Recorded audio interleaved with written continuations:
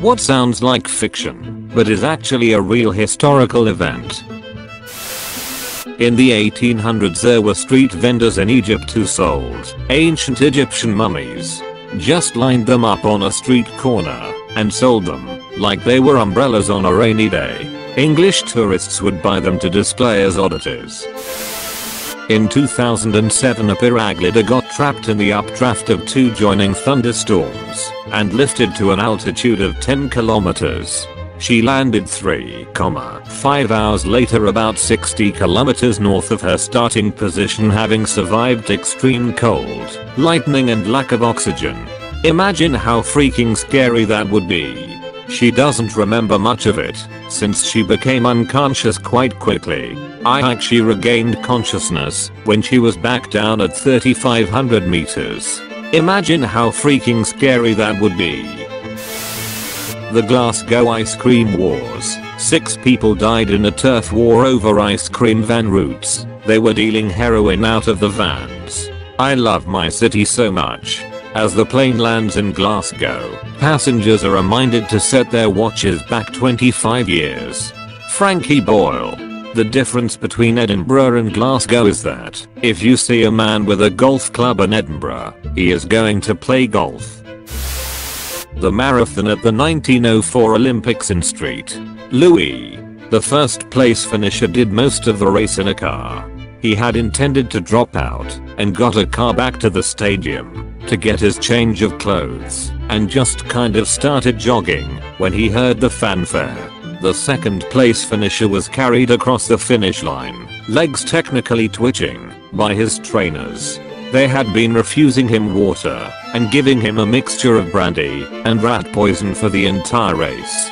Doping wasn't illegal yet, and this was a terrible attempt at it, so he got the gold when the first guy was revealed. Third finisher was unremarkable, somehow. Fourth finisher was a Cuban mailman who had raised the funds to attend the Olympics by running non-stop around his entire country. He landed in New Orleans and promptly lost all of the traveling money on a riverboat casino. He ran the race in dress shoes and long trousers, cut off at the knee by a fellow competitor with a knife. He probably would have come in first, well, second, behind the car, had it not been for the hour nap he took on the side of the track after eating rotten apples he found on the side of the race. 9th and 12th finishers were from South Africa and ran barefoot. South Africa didn't actually send a delegation. These were students who just happened to be in town and thought it sounded fun. 9th was chased a mile off course by angry dogs. Note, these are the first Africans to compete in any modern Olympic event. Half the participants had never raced competitively before. Some died. St. Louis only had one water stop on the entire run. This, coupled with the dusty road and exacerbated by the cars kicking up dust, lead to the above fatalities. And yet, somehow, rat poison guy survived to get the gold. The Russian delegation arrived a week late because they were still using the Julian calendar in 1904. Seriously, this needs to be a movie. If this sounds familiar, I'm reposting myself. Some guy in Australia decided he wanted to hunt rabbits, but rabbits don't live in Australia. So then he released like 12 in his backyard and now there's a freak ton of rabbits in Australia. A Chinese emperor once ran in circles around a pillar to escape an assassin. He survived. I've used similar tactics with my father. 10/10ths would run around in circles again. Edit. No, he didn't have jumper cables. Sorry to hear that your dad tried to assassinate you, but glad to hear the circles thing worked. A town in France nearly danced itself to death in 1518 because of a dancing plague. My first genuine what? In this thread. That's freaking wild. Why has this not been tapped into for fiction stories?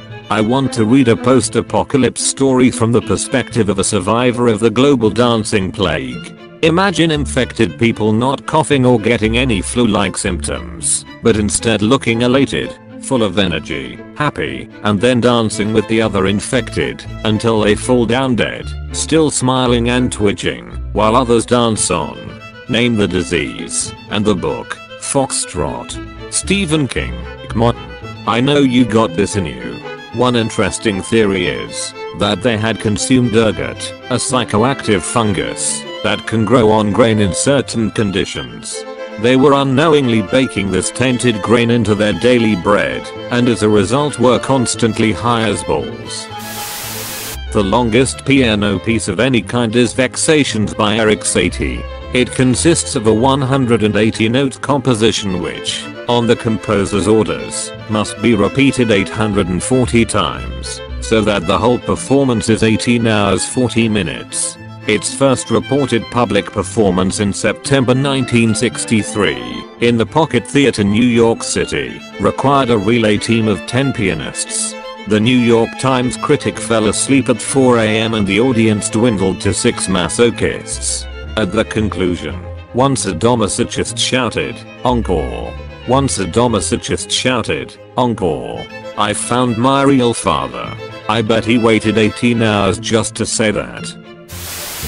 Jack, a baboon who was employed to change rail signals. After initial skepticism, the railway decided to officially employ Jack once his job competency was verified. The baboon was paid 20 cents a day and a half bottle of beer each week.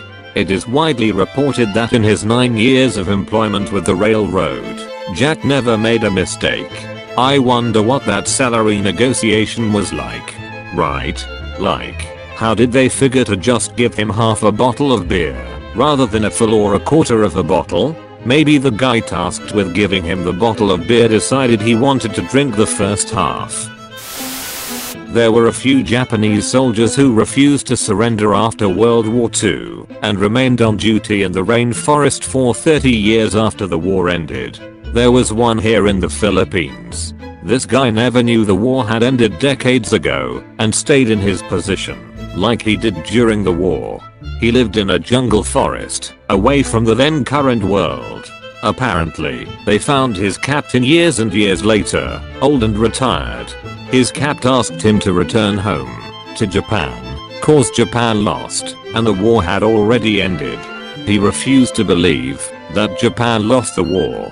Eventually his captain convinced him, and he returned back to Japan. To add, he fought residents passing along his stationed area. All his war weapons were rusted, and he had no bullet, but the residents ignored him and thought he was a war freak lunatic. He was malnourished and frail, and never spoke the Filipino language. But the residents expressed their concern to the government to take the poor man back to Japan. The representatives of the Philippine government had to gather news clippings and articles of proof that WWII was over and Japan had surrendered. They showed this to him, and he still refused to believe. He said he'll only follow orders from his captain. So then the gov had to blindly assume that his captain was still alive and contacted Japan to do the searching. Luckily, that captain was indeed still alive, but very old. True to his word, he followed his captain's orders and went home. The Great Stick of London, 1858. One summer the heat dried up the River Thames, where all the human waste went, and an unbearable smell pervaded throughout the entire city. All Parliament representatives were eventually coerced out of their homes outside of London to convene and solve the issue. Much to the citizens' glee, Parliament was held in their building on the bank of the River Thames, resulting in one of the fastest Parliament decisions ever made to reform the London sewer system. Edit, grammar. And the guy they had designed the system did it so well, the bulk of his planning is still in place today, with modern improvements. Edit, few modern improvements. The rise and fall of Alexander the Great. Never lost a battle in his life, conquered the whole known world, and only stopped because his soldiers were tired, and then died of the flu when he was like 32. Honestly, his life should be a vaccine commercial. No matter how great you are, vaccines will save your life. That's a genius idea. Actually a super good idea. Alexander the Great was king at 18. Fought off assassins for years, beat back and conquered the whole world. Role of a super hot, fit dude sword fighting a bunch of bigger hotter dudes. But he couldn't fight off the flu. Neither can you. Roll of same hot dude vomiting and dying. No matter how great you are, get vaccinated.